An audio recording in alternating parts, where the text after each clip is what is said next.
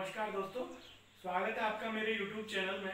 और आज हम बात करेंगे GPF subscriber general provident fund से जो एडवांस लेते हैं उसका जनरल प्रोविडेंट फंड के ब्याज पर क्या प्रभाव पड़ता है और उसको हमारे लेजर अकाउंट में किस तरह शो किया जाता है, उसकी गणना किस प्रकार की जाती है। आज हम उसी के बारे में अध्ययन करेंगे। क्वेश्चन में दिया हुआ है, क्वेश्चन है हमारा जिसमें कि ओपनिंग बैलेंस है 1/4/2018 को 1,62,500 रुपये, ये क्वेश्चन में दिया हुआ है। और सब्सक्रिप्शन है 1,500 रुपये per month, rate of interest है 8% पर एनम। जो सब्सक्राइबर है उसने एडवांस लिया है 40,000 रुपये जीपीएफ से। यहाँ ये ध्यान रखने वाली बात है, 40,000 रुपये लिया है। कब लिया है? 15 मार्च 2018 को। देखिए मार्च 2018 की बात हो रही है और ओपनिंग बैलेंस जो दिया हुआ है वो 1/4/2018 को दिया हुआ है। तो बस यही यहाँ ध्यान रखने वाली बात है कि इसका इफेक्ट क्या होगा। तो 15 मार्च 2018 को उसने 40,000 रुपये एडवांस लिया हुआ है और कितने यहाँ पे इंस्टॉलमेंट 20 इंस्टॉलमेंट में और 2,000 रुपये पर मंथ की जो है उसकी इंस्टॉल बनेगी। तो यहाँ पर उसका जो 40,000 है वो 20 इंस्टॉलमेंट में रिकवर होना है। और उसी बंदे ने, उसी सब्सक्राइबर ने क्या किया हुआ है? पार्ट विड्रॉल लिया। कब लिया? 60,000 रुपये 17/8/2018 को। तो ये हमारा क्वेश्चन है और इस क्वेश्चन के अनुसार हमको फाइनेंशियल ईयर 18-19 का ब्याज कैलकुलेट करना है और उसका एनुअल स्टेटमेंट बनाना है। हमने यहाँ टेबल ड्रॉ कर ली है जिसमें month, subscription, recovery, advance withdrawal और आईबीबी है। और ओपनिंग बैलेंस ले लिया है 1,62,000, रेट ऑफ इंटरेस्ट है 8% पर एनम। मार्च के महीने में जो एडवांस दिया गया था उसका यहाँ पर इस लेजर अकाउंट में कोई फर्क नहीं पड़ेगा, क्योंकि मार्च के महीने में जो 40,000 दिए थे वो 40,000 मार्च के लेजर अकाउंट में, जो 2018 मार्च का जो लेजर अकाउंट है उसमें से वो 40,000 यहाँ से विड्रॉल कॉलम में दिखा दिए जाते हैं। तो अब उसका एडवांस जब भी हम देते हैं तो नेक्स्ट महीने से उसकी किस्त बनती है। नेक्स्ट महीने क्या है? अप्रैल का महीना। अप्रैल के महीने की जो सैलरी बनेगी उसमें से उसके किस्त कटेगी और अप्रैल के महीने की सब्सक्रिप्शन लेजर में मई में आती है। तो यहाँ ये जो आप देख रहे हैं यहाँ 1,500 रुपये, ये है मार्च की सैलरी के, इसलिए यहाँ पर कोई रिकवरी नहीं है। तो मई के महीने में ये सब्सक्रिप्शन आई हुई है जो कि मार्च की सैलरी की है। तो अप्रैल की सैलरी की है। अप्रैल के महीने में जो 2,000 रुपये उसकी सैलरी से कटे, पहली किस्त जो कटी वो यहाँ मई के महीने में दिखाई गई है। तो मई से ये स्टार्ट हो गई है। हर महीने जो अप्रैल में पहली किस्त आई तो मई के महीने में मई की आई, तो जून के महीने में, और जून में जो आई वो जुलाई के महीने में। इस क्रम में ये रिकवरी यहाँ पर आ रही है। अब इसी एम्प्लॉय को 60,000 रुपये विड्रॉल भी सैंक्शन किया जाता है। 60,000 रुपये जो विड्रॉल अगस्त के महीने में सैंक्शन किया जाता है वो अगस्त के महीने में ही उसके खाते से कम कर दिए जाते हैं।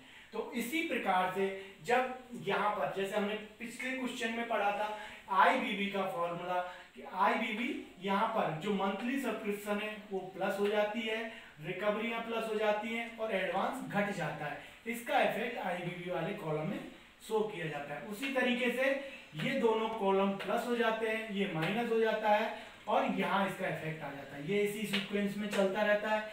जैसे ही 60,000 रुपये उनको दिए तो यहाँ से ये कम हो गया। देखिए यहाँ पे 1,74,500 है, यहाँ पर 1,18,000 है, तो इस 60,000 का इफेक्ट आ गया। तो इस तरीके से हमने सेम उसी सीक्वेंस में इनका टोटल कर दिया। यहाँ पे ड्यूरिंग द ईयर सब्सक्रिप्शन आ गई उनकी 18,000, रिकवरी कितनी है? यहाँ 11 महीने की आई है, तो 11 महीने के 22,000 रुपये हो गए, विड्रॉल के 60,000, और अब इन सबका हमने टोटल कर दिया। इनका टोटल कितना आया? 17,19,000 तो ये 17,19,000 IBB आया और इसी पर भी हम आगे ब्याज की गणना करेंगे। इंटरेस्ट का कैलकुलेशन करते हैं। इंटरेस्ट का फॉर्मूला है IBB multiply rate of interest multiply 1/12। IBB multiply rate 1200 से भाग देंगे। IBB जो है वो हमने वर्कआउट कर रखा है 17,19,000 रुपए, मल्टीप्लाई 8 भाग दिया 1200 से, तो 11,460 हमारा ब्याज निकल के आया। ड्यूरिंग द फाइनेंशियल ईयर 2018-19 हमारा जो ब्याज आया है 11,460 आया है। ब्याज की गणना हो गई है। अब हम एनुअल स्टेटमेंट बनाएंगे और 18-19 के लिए क्लोजिंग बैलेंस निकालेंगे। एनुअल स्टेटमेंट हमने यहाँ तैयार कर लिया है, annual statement for the year 2018-19। तो इसमें जो ओपनिंग बैलेंस है वो हमने हमारे क्वेश्चन में दिया होता है 1 अप्रैल 2018 को 1,62,000। इसका एक सीक्वेंस है, ये इसी सीक्वेंस में एग्जाम में आप जो क्वेश्चन पेपर है उसमें दिखाएंगे। ओपनिंग बैलेंस 1/4/2018 को 1,62,000, subscription during the year 18,000, recovery refund 22,000, interest for the year 11,460। इन सबका चारों आइटमों का टोटल 2,13,960 रुपए। ड्यूरिंग द ईयर विड्रॉल लिया है उसको माइनस करेंगे। ड्यूरिंग द ईयर कितना विड्रॉल है 60,000 रुपए, तो इसको माइनस करने के बाद हमारा आ रहा है 1,53,960। तो ये हमारा क्लोजिंग बैलेंस है।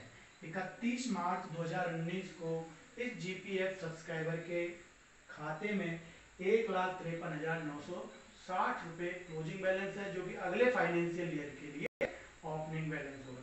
तो यहाँ पर हम इसको शब्दों में भी लिखते हैं, शब्दों में लिख के पूरा ₹1,53,960 ओनली। तो यहाँ पर आकर के हमारा ये जो पूरा सवाल है उसका आंसर आता है। और आप ध्यान रखिए कि क्वेश्चन में GPF सब्सक्रिप्शन घटती बढ़ती है उसके इफेक्ट भी पूछे जाते हैं।